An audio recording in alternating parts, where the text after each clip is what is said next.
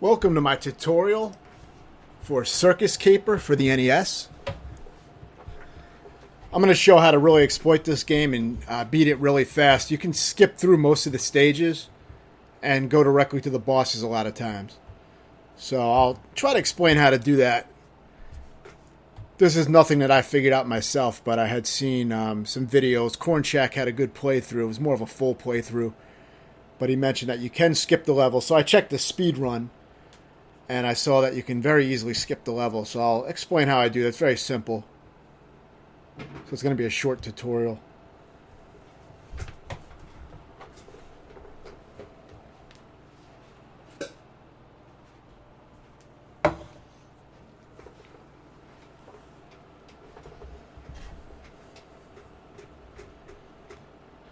The hit detection in this game is really, really bad. So some of the control is pretty shitty. I mean, the jumping is okay normally, but when you have levels where you float, it's real shitty. And the hit detection is bad, but you have a lot of health, and you get a lot of health power-ups. So, you know, the game is very easy. I beat it in around 39 minutes. So to start, you're going to try to get these bricks, if you can, like that. Once you have the brick, you can pretty much skip right to the boss, or skip to the next area. You just put the brick down there and jump to the left of the screen, and you will skip right into the next area. Now, I don't think you can do it in this area again, but in each level you can do it at least once. And in a lot of the stages, it takes you directly to the stage boss. This stage plays very floaty. I found that setting the jump button to the rapid fire setting on my controller made the floating a lot better, where I was able to stay up higher on the screen than just tapping the button. It seemed to be work a little better that way. But if you don't have a rapid fire controller or emulator where you can set it, then, you know, just mash the button and try to stay in the air. It's very touchy. You can see a lot of times the enemies go right through my fist when I'm hitting them directly. It's very bad hit detection. It's also awkward to try to get in these little nooks to squeeze in because of the bad jumping control in these sections. So I just take a lot of the hits basically and just bust through. That's what I recommend doing. Saying it's hard to even get in those little openings, you know. So the game does not play well, but you know it is good enough for how easy the game is. You got a lot of health, and you know you get a lot of health replenishment from enemies, and you get tons of weapons and items, which I will be explaining. So you want to make sure you got this yo-yo thing from one of the enemies, and what you do is you select it by hitting select on the controller. You can't do it in the pause menu, but you just hit select on the controller while you're actually playing, and you'll switch through your weapons. You'll cycle through your weapons. And when you see this yo-yo thing, if you have it, all you do is punch to activate it. And just keep punching. Just mash punch on that boss. Get on the platform, mash punch, and you know, make sure you have that yo-yo thing equipped, and it's a shield that goes around your body, and it damages bosses and stuns them. So it kind of locks them into place. So we're going to be using that on all the bosses when possible. So yeah, this is going to be the same thing. You're not going to be doing the stage here. Because, like, you know, I usually show tutorials on how I beat games, so it's not about showing the whole game. It's whatever works to complete the game. So this is going to be a very easy kill if you're someone who likes to beat games, or, you know, list them as beaten. I may be the only one who actually likes fucking doing that. I don't know. I don't see too many people doing that, but I've always kept lists of games beaten. It's something I like to increase. You know, of course, the hardest games and challenges are the most satisfying ones, but I do just enjoy beating games in general. That's why you see me playing through a lot of really easy fighting games, and you know, anything from super easy to super hard games. I like beating everything, but I go for a lot of easy victims and quick kills. A lot of fighting games are you know, pretty easy for me to exploit. So yeah, this is the same thing. There's not much to explain here. All I'm doing is farming these guys, trying to get certain pickups. So basically, once you get that brick, you can leave. I think I was also trying to get the yo-yo, or the shield is probably what it should be called. It's more of a shield. You just want to have it equipped and keep punching, and then since you're still rapidly punching, it'll reactivate again when it wears off. I think you get 2 uses out of each item you pick up, something like that. I don't understand how it works, because it doesn't show how many uses of it you have. I try to pick up multiple sometimes just to be safe, but these bosses are so easy. If you get one yo-yo, you're usually good. You can beat the bosses with that. Same strategy, just lock the boss into place. You may want to jump over him like I did one time just to get behind him again. But it's super fucking easy, so not much to say.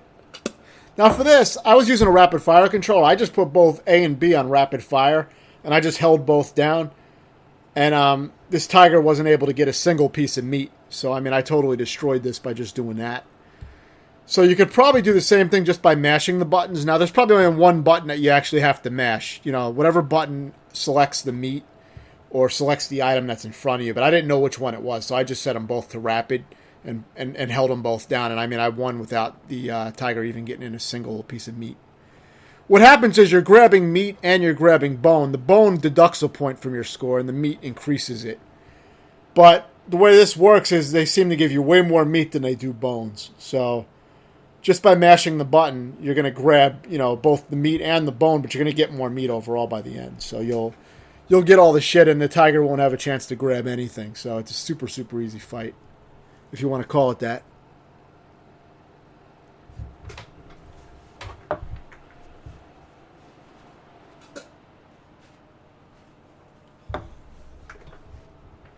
And, you know, most of the boss fights are going to go down like this. Even the final boss fight is very similar to using, you know, it uses that shield technique. It's a little harder than the other ones, but it's very, very easy.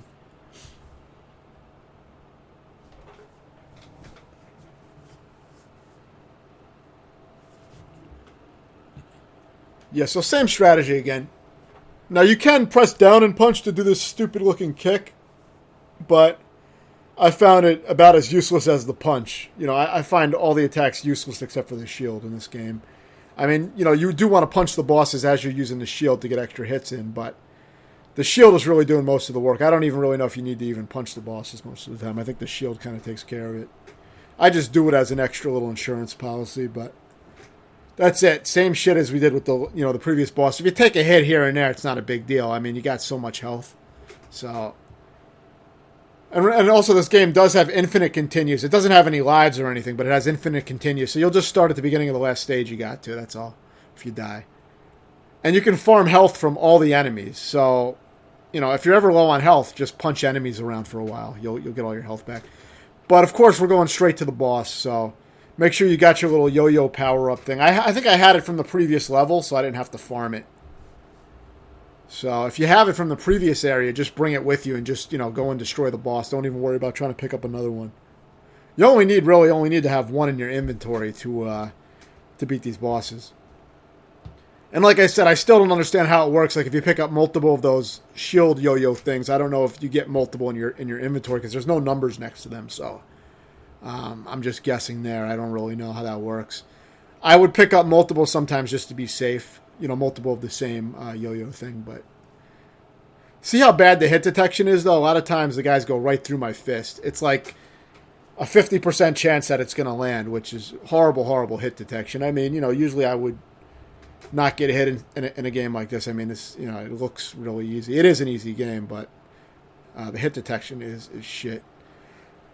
So here, yeah, this is the final stage. So just get what you need. The only thing you really need to worry about is getting this brick, and that's it. You'll get the yo-yo later, so just get a wall, get one of these brick walls, jump on it. And of course, to use the items, you just punch with the item equipped. You have to use select to select it, and then you punch with it equipped. And that's it. So if you move to the right immediately and jump, you usually get through to this first door here. Once you get to that first door, you're going to enter, I believe it's 3 times.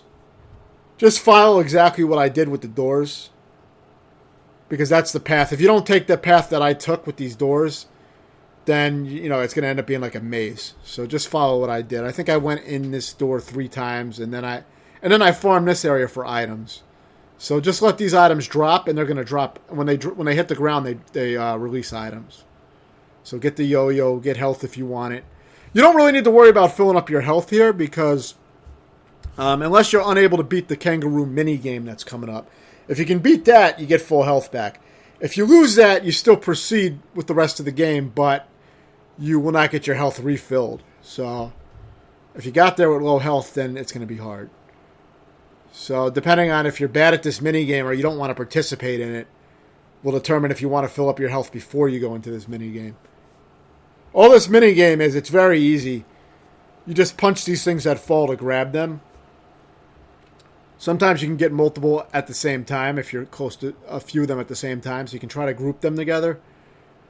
The main way I tried to do it was I tried to strike the ones that the kangaroo wasn't about to get, obviously. If he's about to get one of them, don't waste your energy trying to grab it. You know what I mean? I try to focus on the ones that, I try to anticipate where he's going to go, and I just grab the ones that he's not headed towards. Or I just try to grab him real fast out of the air before he can get to him, when possible. But it's very easy.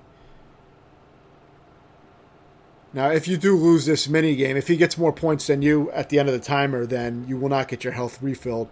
So that's why you may want to pick up a bunch of cakes from those things that drop on the ground. You might want to refill your health there. And then you don't have to worry about doing this at all. You could just let it run by itself and not even participate. Because the only thing that this gives you is full health if you beat the kangaroo.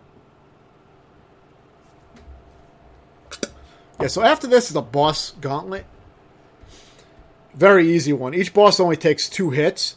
So now I collected some hammers. I recommend using the hammers for this part. 2 hammers will take out each boss. So will punching each boss twice. But it's safer to throw hammers at them. Why take unnecessary damage by going up and trying to punch him? It's better just throw hammers at him if you can. But if not, it's very easy. You can just, punch him like I just did to that guy because I ran out of hammers. And I'm going to punch this guy again. Very, very easy. Now, I don't know what determines how many hammers you're carrying. Like I said, I don't understand how that works. But, yeah, now all you're going to do is use your little shield weapon here, like we've been doing, and punch rapidly and just inch away from the boss as the shield is hitting him and try to punch him as you're doing that. Try to stay in the gaps of the cards, obviously. You see, I cut it close here. I didn't really practice this boss, but it's very, very easy. If you don't get it on your first or second try, you'll probably get it, shortly after. You see, it's very easy because the boss gets stunned into place. Now, without that that shield weapon, that boss seems like it could probably be very hard if you tried to punch it. I don't really know how, that would work out. But I didn't bother trying to do that.